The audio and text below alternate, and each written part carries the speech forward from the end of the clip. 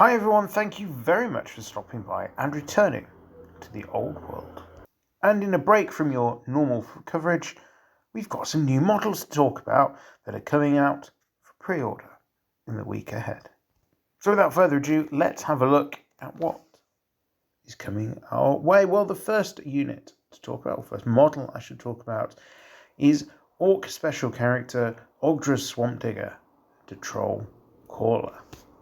This is a Orc Shaman and is coming out made in resin. Looking at the pictures on the Warhammer community site, it does look like quite a nice looking figure. Reasonable amount of detail. Looks like it would be quite interesting to paint. I'm going to go out on a limb and say I suspect this model is going to be incredibly expensive, however, to pick up for what it is. I'd be amazed if it's anything less than 20 quid or so. Certainly in line with the other character models we're seeing. So not something that I would probably be looking to pick up personally. Next up, we've got a return of the dwarves to the collection table, this time with a Dwarf King on an Oath Stone. Again, a reasonably nice model. It looks very much like the Ironbreaker sort of style, which I think fits quite nicely with the King. I can't think of a single dwarf list, however, that I've seen where a model has used an Oath Stone. Now, it might be that it's just something I've not come across, and dwarves don't seem the most popular of choices. However, that does suggest to me that perhaps it's not going to be a model that we'll see all that often. Next up, we have a Dwarf Slayer of Legends. So this is a model which could be used as either a demon or a dragon slayer. Again, the only real reason I can see these putting into your army is if you want to bolster out a unit of Slayers. And Slayers, again, is one of those units we're just not seeing an awful lot of. Now, that might change now the Arcane Journal's out. People might find some new and interesting uses for them. But again, overall, I think whilst it looks like a reasonable model, I don't think it's one that we're going to see an awful lot of play from. Then we've got the Dwarf Miners. Now this is an interesting kit. It comes with a unit of 20 miners with a command group. Okay, so far so useful. I have seen a few people trying to get some use out of miners, but it also comes with 4 miners cards. Now this suggests to me that the models here are very much straight out of the Battle of Skull Pass set, and that's why we're seeing those mining cards. Now, as far as I'm aware, there aren't really rules for mining cards, but they might be models that could be convertible depending on base size to become the Bugman style card instead. So this might be a good kit to get if you're looking at doing that.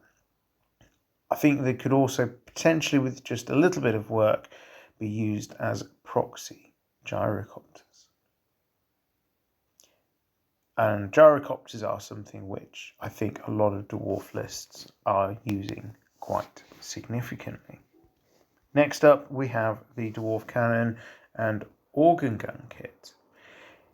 So this is a kit which can be used to build 2 war machines, so either 2 cannon or 2 organ guns, or 1 of each. I think this will be a very useful kit for dwarf players. I think they're going to want to have plenty of artillery floating around, so this will be a kit I think that will do quite well. Final dwarf unit that's being pre-released now is the Dwarf Gyrocopters. So yes, this is something I think dwarf players have been screaming out for quite a long time since the game's been re-released. Lots of people want to use them. There was the sort of crazy meme list of, I think it was something like 15, 18 gyrocopters. Lots of skirmishing, lots of chaos being caused. So I think, yes, we will definitely see these being used.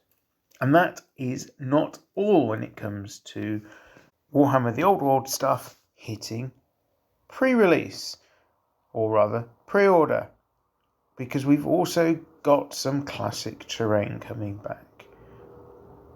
And there are various buildings. There's a watchtower, there's a house, there's a selection of fences,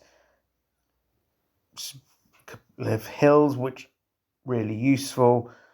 And yeah, so I think overall we're seeing some pretty useful things. I would say I think terrain probably should have been out a little bit earlier than this, particularly the hills. And by now, anyone who's been playing regularly will have found a solution to their terrain needs. So I think perhaps a little bit late off the mark here with re-releasing these original terrain pieces by Games Workshop. But still, it's good to see them producing things that we need to actually get the game played, because it isn't just about the armies. Outside of this, there is a new book that's coming. It is, however, for Warhammer 40,000, so one novel. I assume it's a novel in the form of Krieg. It's a shame we've not seen any more Warhammer The Old World novels come out. Lord of the Lance, I think, is the only one to date, and that did come out to rather mixed reviews with its somewhat liberal approach to the timeline. It's not a book I've read personally, but thinking about just the huge number of Warhammer Old World, well, or should I say Warhammer fantasy novels that were pretty good, Blackheart Chronicle, Malice Darkblade, all that sort of course, Gotrix and Felix, all that sort of stuff. I think it's a bit of a shame that we've not seen the lore support for Warhammer Fantasy as well, but you never know, we might see something coming along further down the line. I have about as much idea about this as you guys. So there we have it. The models are coming out for pre-order in the next week or so. Great to see some Warhammer The Old World stuff getting a little bit of love, and hopefully this will carry on in the weeks ahead. All it remains for me to say is thank you very much for listening. If you've enjoyed this video and others like it, do consider subscribing, liking, and all that good stuff. It's the best way of helping a small channel such as this one. So once again, thank you very much for listening. I am Returned to the Old World. Have a great day.